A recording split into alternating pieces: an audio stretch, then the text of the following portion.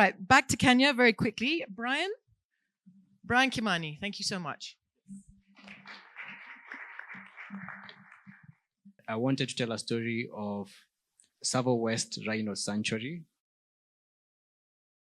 So last year, 9th December 2025, KWS launched the biggest or the largest dedicated rhino sanctuary in the world.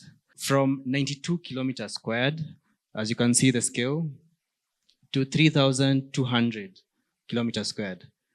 Nairobi itself is 696 kilometers squared, almost 700 kilometers squared.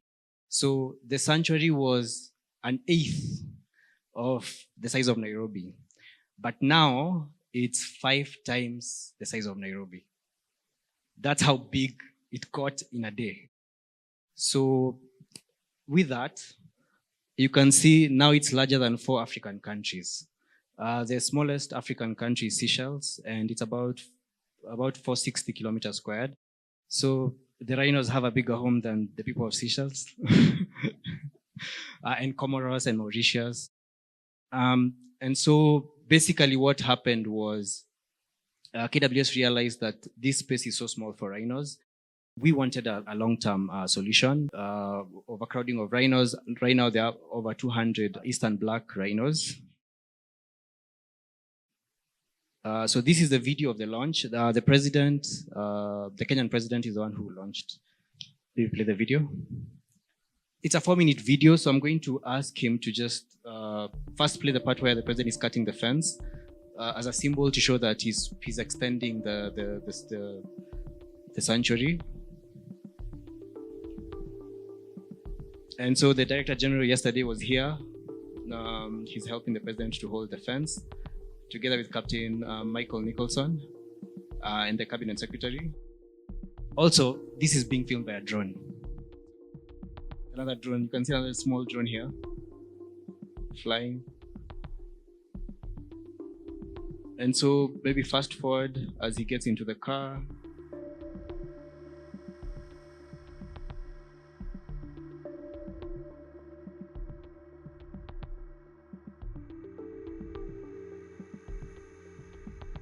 So he's going to release one of the black rhinos into the sanctuary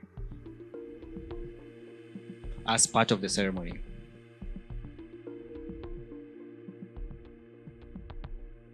Yeah, 9th December.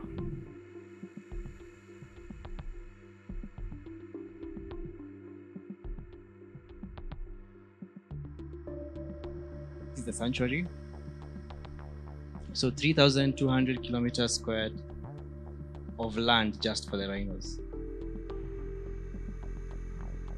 Even the people of Nairobi don't have this. So he gets up on the truck. The rhino is in that crater. He's looking at it.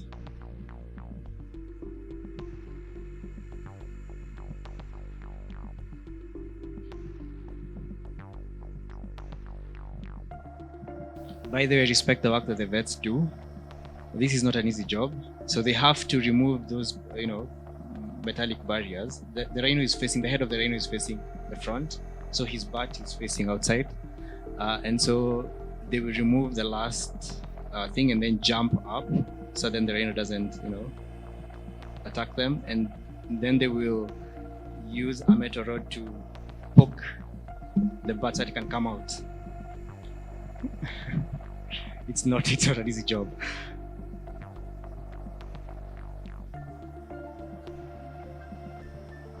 So it will come out in reverse. And the first thing it will think of is charge the person who's trying to. You can see when the president is, backing up. We were flying the drone, and you'll see we will follow the rhino into the shrubs. Now imagine, first of all, this shrub, there's a nickname that the vets have for this shrub.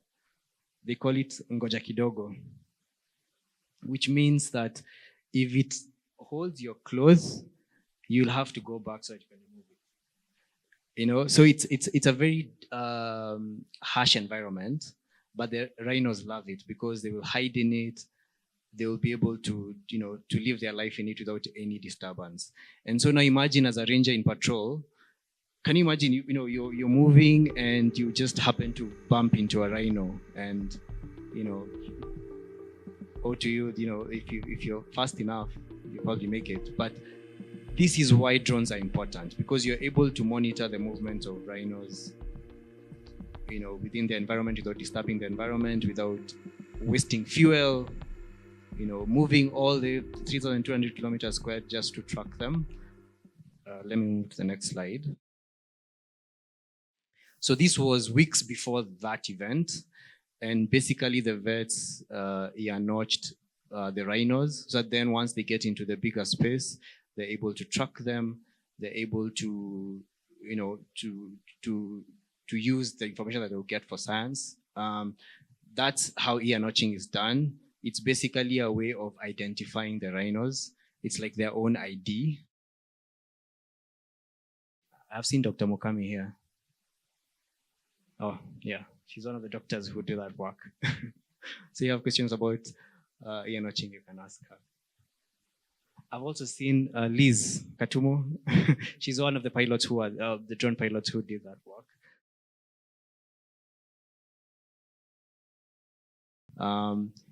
So the use cases of drones in KWS, as you've seen, wildlife monitoring, being able to see real-time surveillance where the rhinos are.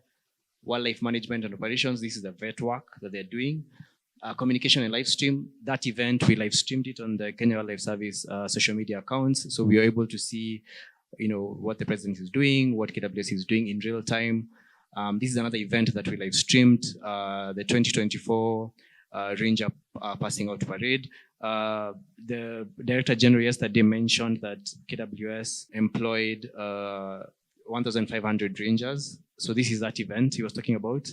So he was not lying. There's proof.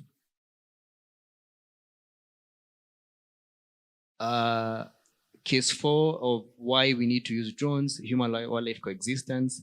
Now imagine this situation whereby an elephant is coming to your farm, right?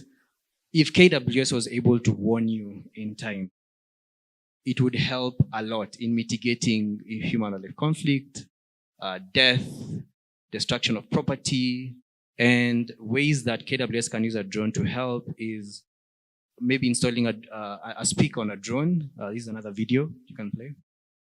A member of the community can be able to talk to, that's a speaker on a drone. You can be able to talk to the people, tell them, there's an elephant coming this way.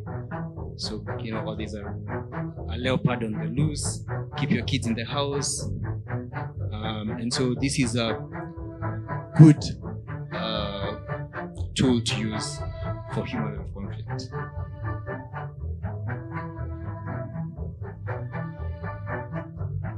And so the drone manufacturers here, you can be able to help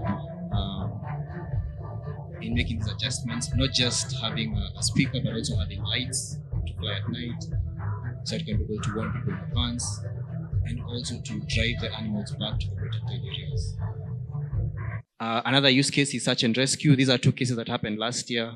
This case happened in April, where a family got lost in Savo, and they spent a night in Savo camping because they were lost. And so helicopters were used to find them, and it took about a day to over 24 hours. But if you had drones, you could have flown at night and used thermal imaging and be able to find them. So that is one case. The second case is 1st December, a tourist fell inside the crater of Mount Longonot, and he spent the night there. So these are cases that you can use a drone, and back to the video of the speaker, if someone is lost hiking Mount Kenya, you can use the speakers, trying to find them with a drone. 6, we have photogrammetry and 3D mapping. This is basically turning a 2D image to a 3D image. And basically you're taking many photos. The drone can be able to take many photos, and you can use a software to combine the photos, and you're able to figure out a way to, to use that data for science. And yeah, that's it. With KWS, We try as much as possible to use the money that we get from conservation fees, people visiting our parks, to be able to enhance the work that we do. But we also have a program where you're able to donate and you can help, get the vet guys like Dr. Mokami here to buy new drones to help their work. Having 92 kilometers squared go to 3,200 kilometers squared, that's a 2.8% corner, and now you have to work around the 97.2%, be able to do the same work with the same people. So drones will help significantly. KWS decided to extend the sanctuary because we have a long-term plan of having 2,000, from 200 eastern black rhinos to 2,000 eastern black rhinos by 2037. So KWS is thinking long-term. KWS wants to conserve for the future. So in 11 years, hopefully we'll have 2,000 eastern black rhinos in that sanctuary. So if you can support, this is how you do it. And thank you so much. Well played, Brian.